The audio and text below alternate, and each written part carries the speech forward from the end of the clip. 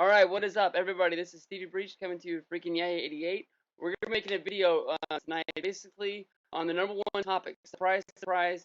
It is TNA. Victory Road somehow became relevant. Going in today, TNA was a pay-per-view. Victory Road was a pay-per-view that nobody even really knew was going down. And surprise, surprise, is the number one talked about topic right now. Basically, the Jeff Hardy versus Sting, the main event, the strong selling point of TNA. Went 90 seconds. People paid money out there. One guy that paid money for it was the guy on YouTube. His name was Divine Hero 17. Links gonna be in the description box. This guy put the video up on YouTube. That's basically the only way he can make his money out of this. He probably plunked down $30 for it, and he's able to put the video up to everybody else like us that didn't buy the pay. He was able to see this travesty of a main event that actually went out there. Yeah, what do you think about people that actually paid money for this? I think that guy needs to start a PayPal fund or like start accepting donations like somebody else that I know, because that guy got ripped off. Like honestly, people go. I'm sure Steve's gonna put the link of the video in the description box. I think maybe if he gets a few thousand views, that'll be a little consolation for the money he threw away. I feel bad for him. I just couldn't believe this match. Basically, the match goes 90 seconds, but you know, Hardy actually takes almost a whole minute just to come out. This intro music comes on, then he starts this weeble wobble way down the ring while he's singing his theme out loud, like he's supposed to be the rock star attraction of the night. Basically, once he finally reaches the ring, in the part of the video, a guy on YouTube, his name is AE37JR. He actually went through and like timelined for everybody. There's a point when Hardy says something to the ref once he gets in the ring, and then basically he gets into the ring. You're supposed to like yeah, look at me. He just sort of says to the ref, and then immediately gets out of the ring. Right after that, the ref knows something's wrong. He throws out the big X. Anybody who knows anything about wrestling knows once you throw up the big X, it's all over. It's not up the Tarver T. It's not like that. And then we go into that. The ref is so like mixed up. He doesn't know what to do. He knows they're in a serious predicament. The ref asks someone to come towards the ring. You can see him doing the waving motion. The ref is talking to SoCal Val down at ringside. Right after that, the ref talks to Sting when Sting hits the ring. Sting's actually hitting the ropes, getting ready. He thinks they're actually going to have a real match. He wasn't ready for a Halloween Havoc match against Hogan from the WCW days. He thought he was actually going to be wrestling that night, which is something weird. And immediately when the ref is done, Sting says, "Are you kidding me?" Like you can see the frustration in his face, and then he starts to just sort of like talk to himself. Um, there's a point when the shit hits the fan, and you can tell because Bischoff comes down to the ring, and he's got the mic in his hand, and once he puts the mic up, he doesn't even know what he's going to say. There's no planned promo.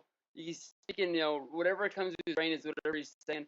He puts, Hardy in one corner and Sting in another corner. He's trying to get the fact over the match that happened where Sting won the title from Hardy. Wasn't a match that Hardy was able to train for, but he's still going to give the match to Sting. He's showing that he has faith in him. He says something to Hardy, and you can see when he gets in Hardy's face, it's not a good conversation that's going on. It's pretty much an ass chewing. You can see it in Hardy's face that he's pissed that Bischoff called him out in the middle of the ring in front of the 50 fans that were out there. And then he goes over to Sting, and he says something to him, and Sting is pissed. He's just overly pissed. Jeff Hardy gets to this point where he's trying to get some heat on himself. He goes to the crowd, and he tries to throw, his shirt out there, and that goes out 90 seconds of just pointlessness. Then he throws down the shirt when everybody's supposed to boo him, but because they do their pay-per-views in some trailer park out in Orlando, once his shirt goes down, the heat dies. Nobody's even saying anything. Like he throws his shirt, everybody's supposed to. We got nothing. What do you think about all this?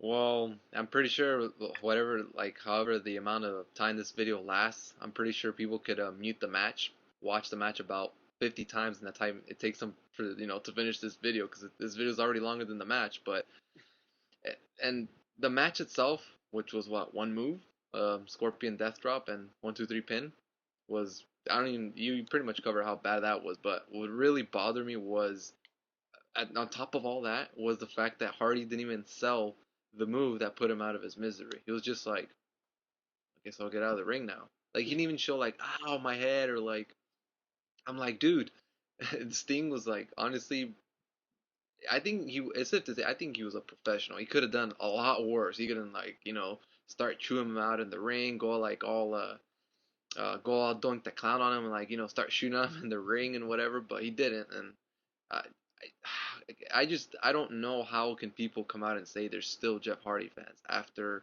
he clearly showed he doesn't give two shits about any of his fans or He the didn't company. even want to work. You could see that Sting wanted to, the little amount of match he was going to be able to get out of Hardy. He actually wanted to do it.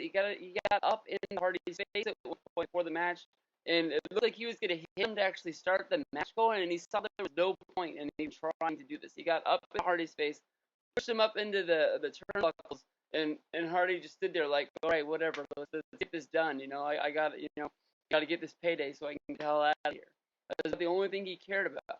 It's like, Sting, I buried you a week ago, but honestly, you deserve more than this. You're not, the wrestler that you were in WCW, but you honestly deserve more than this, and you should be wrestling at WrestleMania against The Undertaker. You probably signed a deal for TNA for $1 million for a year that you've been getting the last few years. Vince would have given you that, plus just one match to show up one night, and we'll give you two at least. Yeah, like that's another thing too. Like I know I'm gonna get like probably some Sting marks on my case, but I cannot help but think like I don't feel sorry for Sting because I mean he's still putting shit he's still taking shit into consideration. Oh, Steve or Vince buried the WCW guys in '01. He doesn't get over that. I couldn't help but thinking the guy across the ring could have been Taker. The people around him could have been more than that, which brought at least 50,000 in the Georgia Dome. So like I don't feel sorry for Sting. I don't. Yeah, I honestly feel Sting, which is if it feels sorry for Sting, which is a big change from last week. He definitely deserves more than this. The Waffle House shooters are not the main problem with TNA right now, but honestly, they're working their way up the top. I haven't heard any praise of the Hardys. I haven't heard any praise for anything that they're doing to TNA. They're hurting it more than they're helping it. And TNA's a sinking ship. Everybody knows this. They're taking on more and more water every month. They need to dump these guys and just go in a different direction. You guys put us in a different direction every month. Why not just do it again? I mean, just put the Hardys out to go. Just say, no, we made a mistake. We're sorry. We'll let you go. You mentioned the Hardys, plural. So you're referring to Matt as well.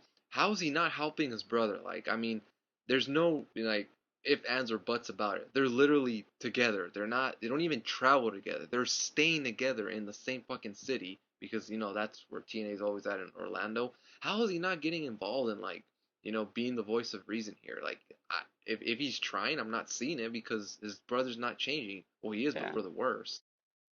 Just That's oh your brother. man. That's your blood, and you gotta do anything to protect that. And I mean, I honestly have no clue what's going on in TNA. But I honestly probably wants to see him fix it. I want to see this company succeed. I know there can't be, you know, WWE can't be at its finest. I mean, they're going to WrestleMania right now. That's going to be a big push. But then we're going to be into the lows of after Mania, and that sucks until next year.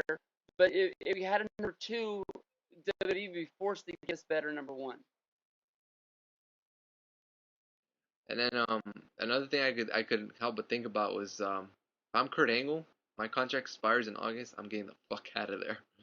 Oh, I'm dude, taking whatever this is Vince. the writing on the wall for Kurt. If there's nothing else out there, this should be him saying, you know what, Dixie, I love you. We have a great relationship, but I gotta go somewhere. So I'm not looking like a joke at the end of my career. I need real competitors, and Vince is gonna be able to give me that. You're not gonna be able to. No hard feelings. Just let me go.